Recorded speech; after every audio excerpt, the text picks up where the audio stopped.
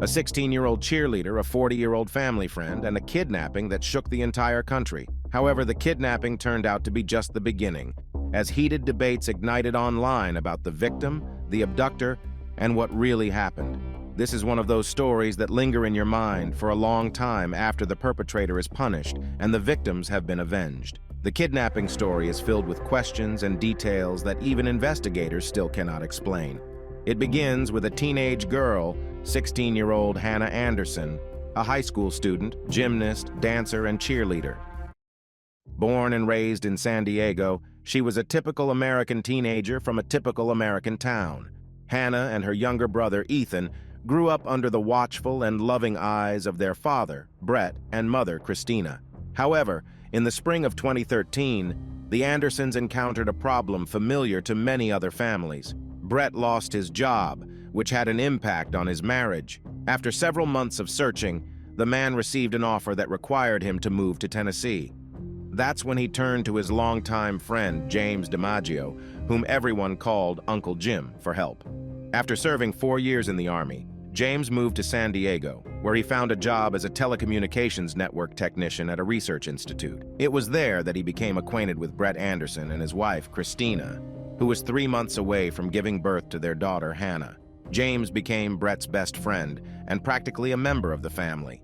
He would sit with Hannah when she was little, and later with her younger brother, Ethan, picking up the kids from school and showering them with gifts.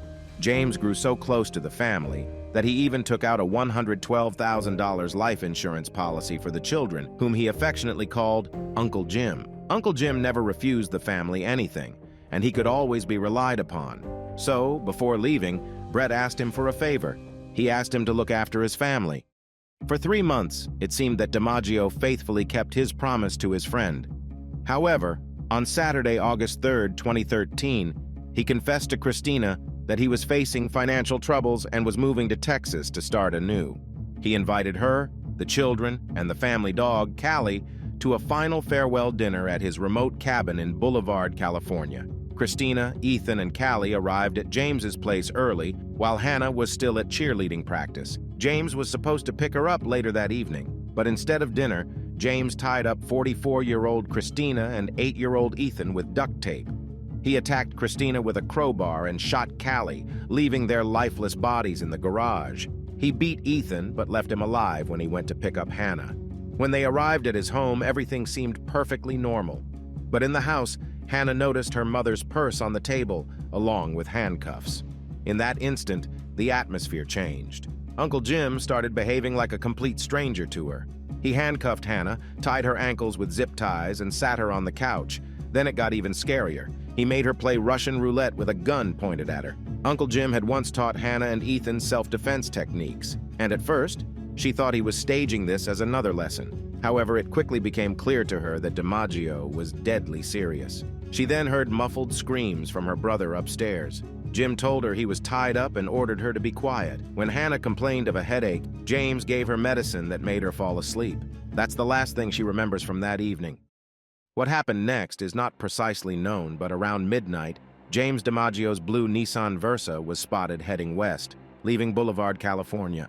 A Border Patrol agent saw them not far from the Mexican border. He assumed it was just a father and daughter and waved at them. About 20 hours later, DiMaggio's residence suddenly went up in flames. When firefighters arrived after a neighbor's call, they found the cabin nearly completely burnt to the ground and nearby garage and storage container ablaze. Extinguishing the fire in the garage, the firefighters discovered the bodies of a person and an animal. Investigators also found an underground electrical cable connecting the house, garage, and storage container at DiMaggio's property. What they discovered in the container shocked them. The cable led to shredded paper, a rocket engine, and gunpowder. It was a sophisticated explosive device designed to ignite the cabin once the perpetrator left no trail behind. Someone was determined not to leave any evidence. Brett Anderson, who was in Tennessee at the time, heard about the fire from his cousin and read the news online. He initially thought that James had perished in the fire. However, the autopsy revealed that the body was that of a woman, Christina. One blow was followed by another. Investigators found Ethan, and if Christina had died before the flames engulfed the cabin, Ethan perished in the fire. But there was no sign of Hannah in DiMaggio's house, nor of James himself. Both were declared missing. For Brett, Jim was the least likely suspect, a Navy veteran, a family friend who had known Hannah and Ethan even before their birth. He had a great relationship with the kids, and their grandmother considered him like her third son. However, there was something that Brett didn't know, an incident that Hannah had never shared with anyone. One day, while driving Hannah home after cheerleading practice, James complained to her that she didn't pay him much attention. He told her that he couldn't bear to see her kiss her boyfriend because he himself had feelings for her. Hannah chose not to share this confession with her parents.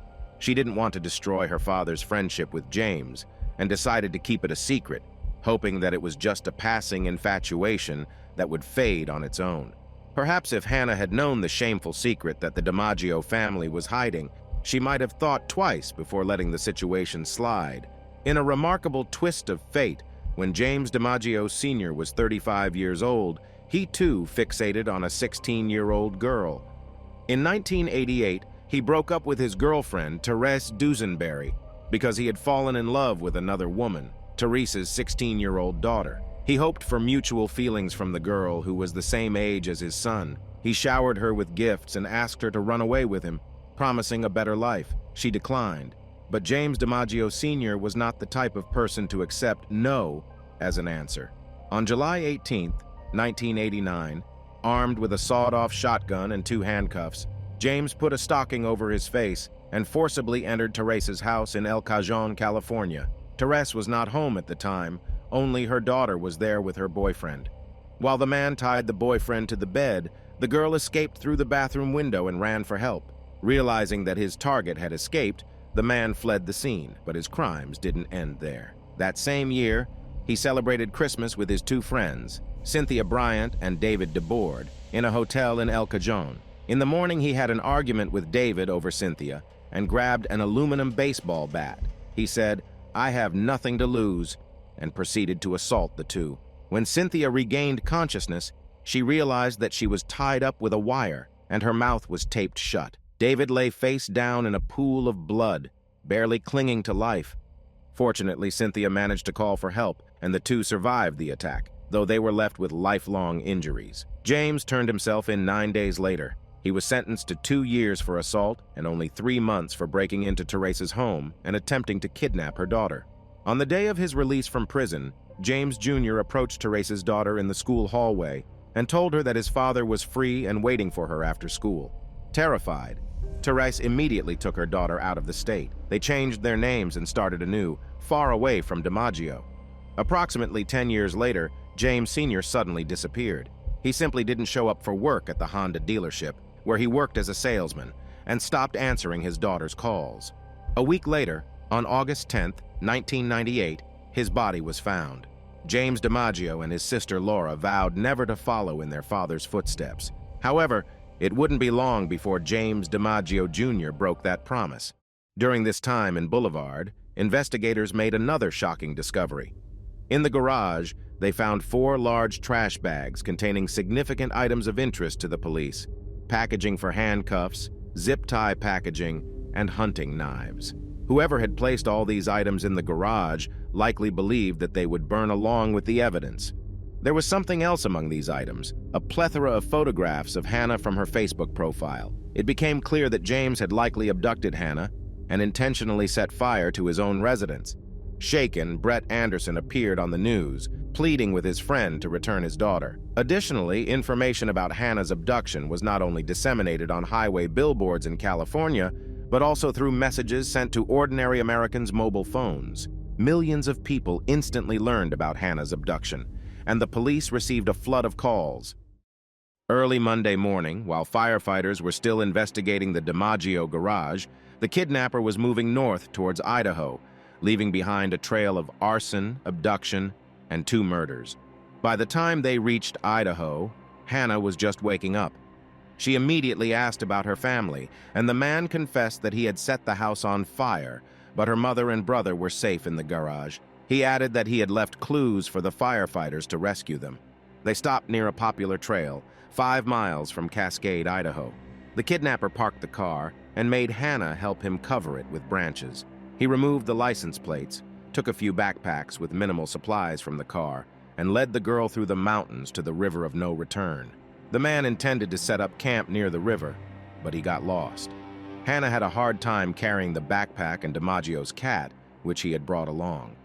While they wandered through the forest, the girl injured her left knee.